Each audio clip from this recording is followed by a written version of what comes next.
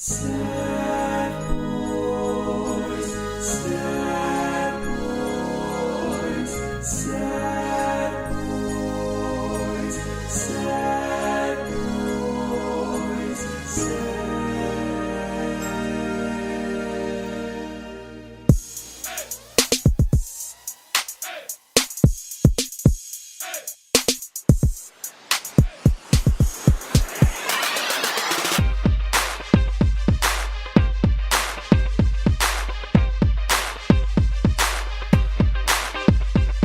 From East Tennessee, this is the Sad Boys Podcast. And now, here's your hosts, Gabe and Parker. I don't know how to do this. Yeah, this is going to be a heavy hitter. We've done some serious episodes in the past, and it's been a long time coming for the next one. But it's kind of a callback. It is kind of a callback. It's a what would you call it besides a callback? Maybe a follow-up. It's like it's a follow up. Let me do a quick little. Here's what I'll say, is I have had a lot of coffee today. My brain is ready to string words together in an elaborate way. And my heart has stopped beating. Yeah. Yeah. I can see tastes. I can hear sight. And let me tell you, it is wild. Here's the thing, I'll tell you this. If you've ever done drugs in your life... I've never done drugs. Now hear me out. I know, like, there are three of us sitting in this room, and I am the only one who has. I am a fiend of a man. I am a fiend. And coffee is what hits me the most. Harder than anything else. Harder than anything in my life I have ever done. Caffeine, man. It'll Coffee get you. hits me in a way like no other. Yeah. These are just jokes we're trying to get out of our system before we talk about this. I'm going to open up in a comical way so that it's out. Well, we can talk about something exciting before we get there. Let's do it. Stranger Things 3, baby. That trailer came out today, right? Yeah. Was it today? I woke up to it. A few days ago by the time you're listening. Mm-hmm. Yeah, for sure. But on recording, it came out today. Mm-hmm. And, oh my God. Yeah. What a trailer. I think it is so damned cool that they waited a while for production. Because everybody got mad it didn't come out last year. Mm-hmm. As the typical trend was. Because last time we saw it was... What, 2017? Last season? Wait a couple years, let them grow up a second, and they showed that in the trailer. They do look older. They look like teenagers. That was like a big point in the trailer. It's like, we're not just kids anymore. I am beyond interested to see how they pull in the Upside Down again and those things, because it looks, man, it just looks so good. And David Harbour. Oh my gosh. Ooh, baby. Here's what I'll say is I do love David Harbour, but I just want to hug him. I am 125% most excited to see Steve. I just want to see Steve. He was a great nanny last season. That was the best part of the whole series. Yeah. Or not the whole series, I'm sorry, the whole season. I was not crazy about season 2. I wasn't either. I enjoyed it. I did enjoy it, but I feel like it was kind of just a setup. That's exactly what I was going to say, but I think that it was setting up for what we're going to get in season 3, and I think that's important. I think the big sort of skylight battle you've seen, we see it in a lot of superhero movies, a lot of bad superhero movies, Suicide Squad, Fantastic Four, the most recent iteration. Just the giant sky beam villain, and that felt kind of similar at the end of Stranger Things 2. It worked. It felt like Aliens. Alien, the classic horror film, and then into Aliens, there's more, and they're more dangerous, and then I feel like, I really do feel like Stranger Things 3 is going to be like Aliens, or Alien 3, which is massively underrated. I've never seen it. Have you seen the first two? I've seen the first two. Yeah, the Aliens 3, she's on a prison planet.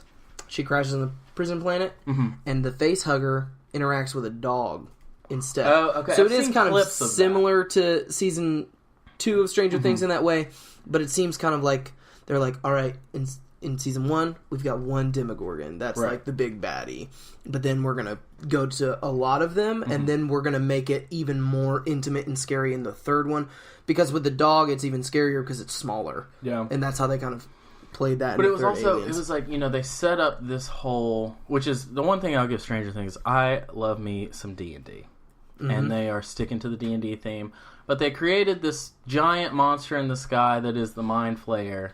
And it was there, and then, like, it didn't do anything. Yeah. Which, like, that was the big point that I was like, don't introduce it if you're not going to do anything with it. Which I'm sure we'll see it in season 3. Yeah. I think we will. Just wait until season 3. You know, because it's like they went too big, too fast, and then had to pull it back. Maybe. Well, I don't know that I would agree with that, but I do agree with the overall. I think they're going to pull it in. But that weird monster thing that we saw looks crazy. I think we're going to get some new kids into the group. I hope so. That would be awesome. I definitely need to do a rewatch before we see season 3. And I'm going to skip that weird episode where 11 goes and meets that crew, because I didn't like that. You didn't like it? No, it was silly. I think it's going to come back later. I think what they're doing is they're setting up something that's more about what is that term for when you watch a bunch of Netflix? Binging. I don't know why that escaped my mind. That's such a huge part of culture nowadays. Like, I think Stranger Things is really great binging. Yeah. And I don't mean that in a bad way. I think that sometimes it has a negative connotation. But I think that they know what they're doing. I think it's kind of like the Marvel movies in a way, where they know what they're doing and they know where they're ending up in game. And then that's what they're building then we to. get there. Yeah, and then that's once very we fair. see it all and we see it in its totality, we're going to be like, oh, that's what they were doing in season 2, and that's what... I will say that I think a lot of it, a lot of my gripes are, I'm talking about it as an incomplete series. Yeah. Because, I don't fucking know what's going to happen. Yeah. So, those are just my thoughts. Sure. Well, now we got to we got to talk about today. All right. Here's what we're going to say. Let's open with this, because I think it's very important. This is going to be a heavy episode. We're going to talk about, we haven't done a hot topic thing in a while, so we're going to do it. And we've kind of, like we said, we've kind of talked about this before. But this episode is very much centered around the world of, like, assault and abuse and that kind of thing. And I am very aware that I would put money that some or many of our listeners have some sort of trauma or experience with this kind of thing. Mm-hmm. So please be wary if this is, we don't ever want to present any kind of thing that could potentially trigger any of our listeners. Because we care about you guys very much. We love you very, very, very much. And we don't want to put you guys in a place where you are uncomfortable with the content or anything like that. So we're just going to say on the front end, if you feel as though, this may not be the content that you should be listening to or want to listen to, then, hey, press pause. Go play some nice calm music. And take care of yourself. We understand, and we want you to be the best you can. So just clear the air with that. Yeah. We're gonna open with that one. Yeah. Well, and 2, this is just a further part of the conversation, because as things develop, I think it's important to remember that the Me Too movement started in 2015. Yeah, 2015, 2016, it was around there whenever, and, I think 2016. We covered that on the Hollywood episode. If you haven't listened to that. Episode 11. Wow. Okay, you did your research. Yeah.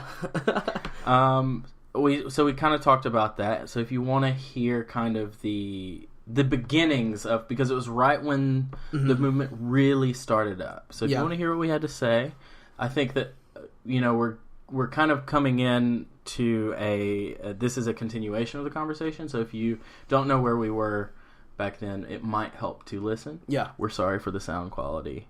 We were still in the garage. That's true. I think we had one snowball as well. Yeah, we're still sharing mics. Yeah. Just chiefing cigarettes. I do miss that. Sad as fuck. So, what are we talking about here, Parker? Well, we're going to talk about the situation with Johnny Depp and Amber Heard. Now, before we even get into any of... so what we're going to do, we're going to kind of run through the timeline of those events. But before anything, I just want to reiterate that, first off, this is just the conversation that we think we should be having with you, our listeners, as like, where do we go when we find out that something is now coming to light as it was a false accusation? Because it's vastly important to remember that the majority of people that come forward with stories of abuse and stories of sexual harassment are not lying. That is the first part of this conversation. But I think it's important because it is a cultural thing to talk about the tiny what if that it is not, it's proven to be false. Yeah, because I think, and I think that I said this in the previous episode, episode 11.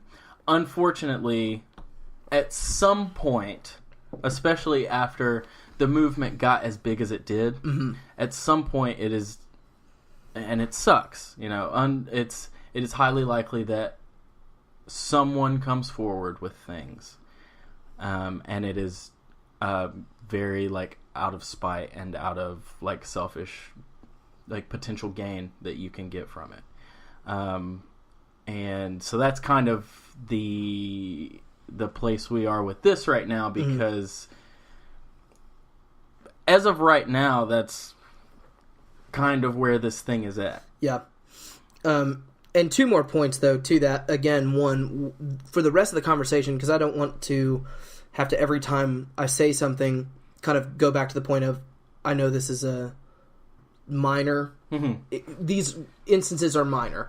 So I want to, again, reiterate that very strongly. So, but going forward, when we're talking, we are talking about that tiny what if. Yes. Absolutely. I think the percentage is like 2%. Or even less than that, I think, of stories that are proven to be false. Yeah, no.